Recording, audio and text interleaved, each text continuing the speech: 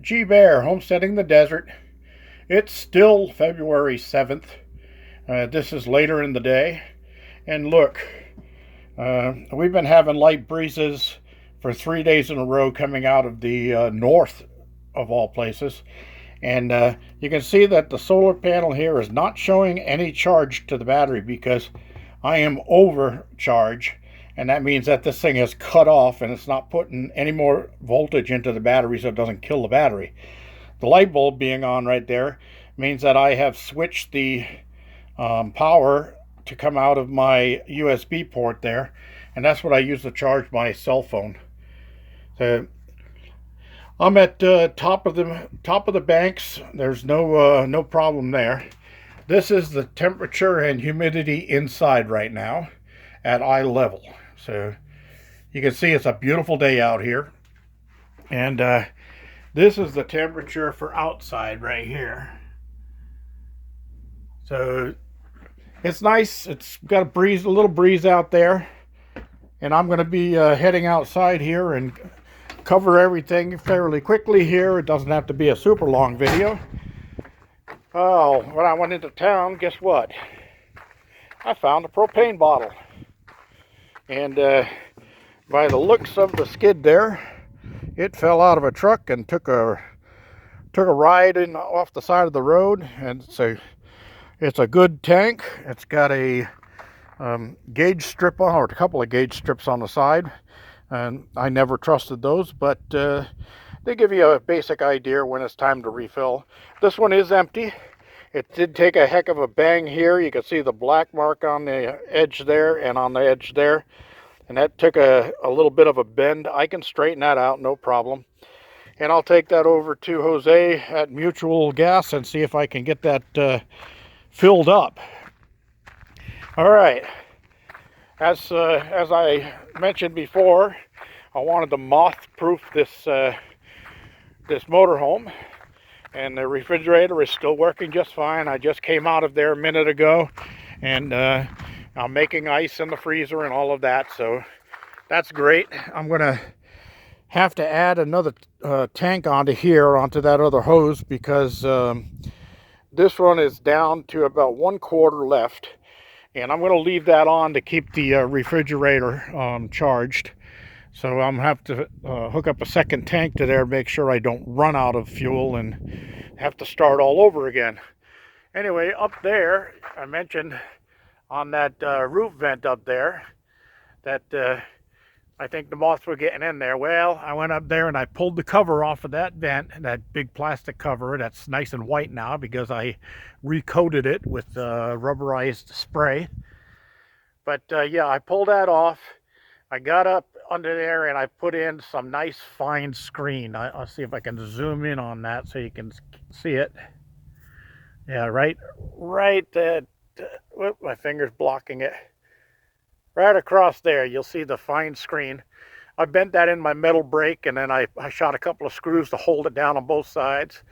And that's where the plumbing vent pipe comes up. And I made sure I covered the top of the plumbing vent pipe too, so they won't fly down the vent pipe.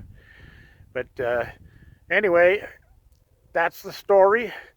It is now sealed. There's no way moths are getting in this thing. So that's another job taken care of. Let's move around here.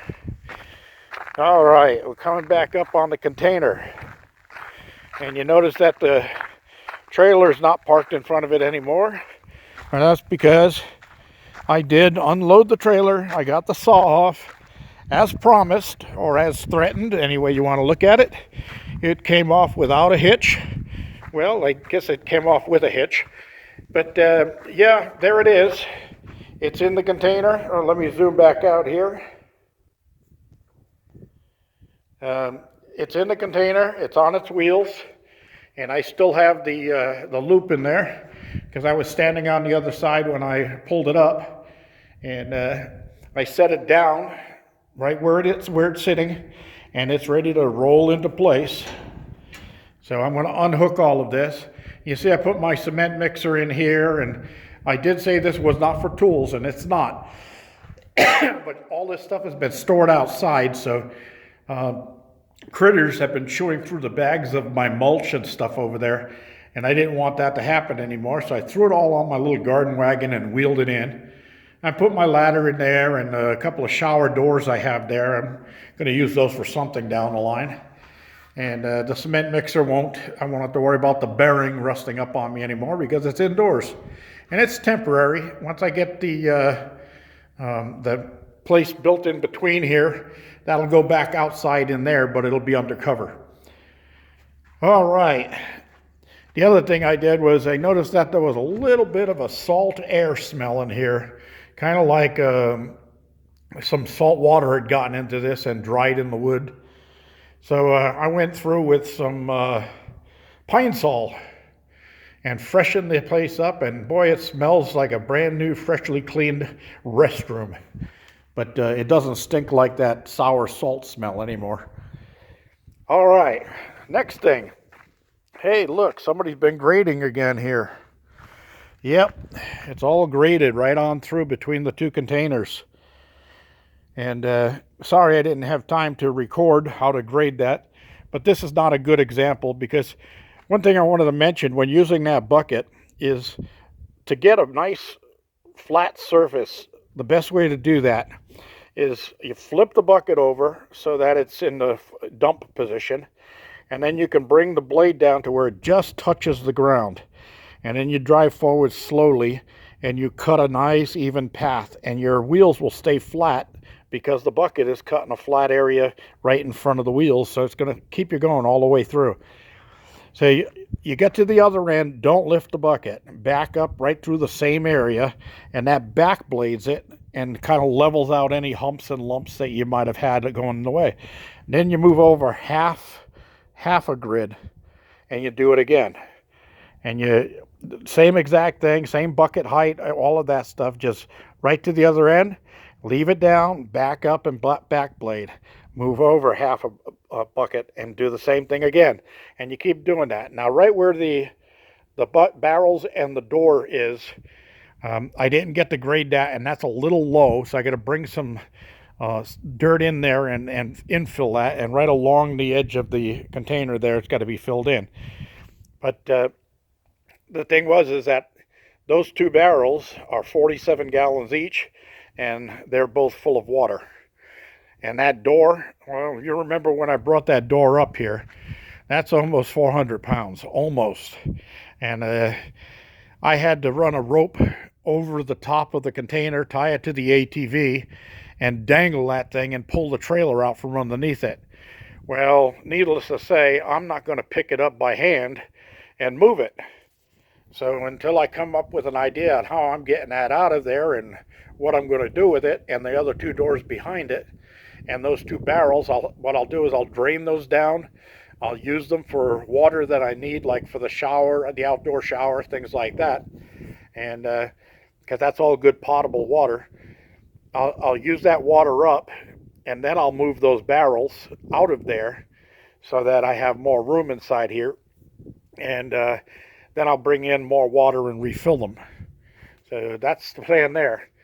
Also, I was thinking to lighten things up a little bit, once I get those out of the way, I'm going to run through the center of this with my paint sprayer, and I'm going to put a light colored paint on both of these things, so it just kind of lightens up the shadowy area inside here.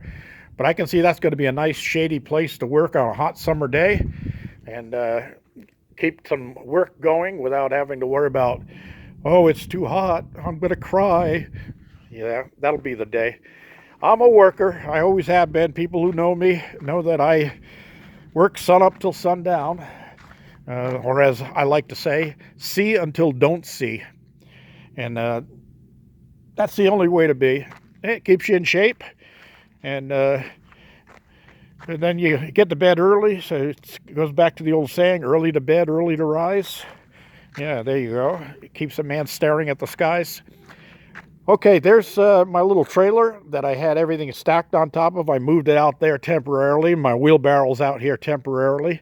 I got to unload 2 bags of Type S cement that have hardened up inside of there. And it looks like because of the way it's been sitting, the handles have taken a little tweak. So I'm going to have to do some work on that, tighten it all down, and then I'll put that wheelbarrow indoors where it won't get damaged, because I'm going to be using that every now and then for the garden stuff. When I get my garden house built over there, which is coming up soon, because that's even more important than having a bedroom and an indoor bathroom. Having that garden out there and starting to grow some edible food, some edibles, is more important. So, and this year will be a good time to see if my plan on keeping the critters out is going to work. And I want the screen to be 1/2 inch hardware cloth, because that allows the bees and the insects to get in there and pollinate my plants, but it doesn't allow the critters to get in there and, you know, so forth and so on.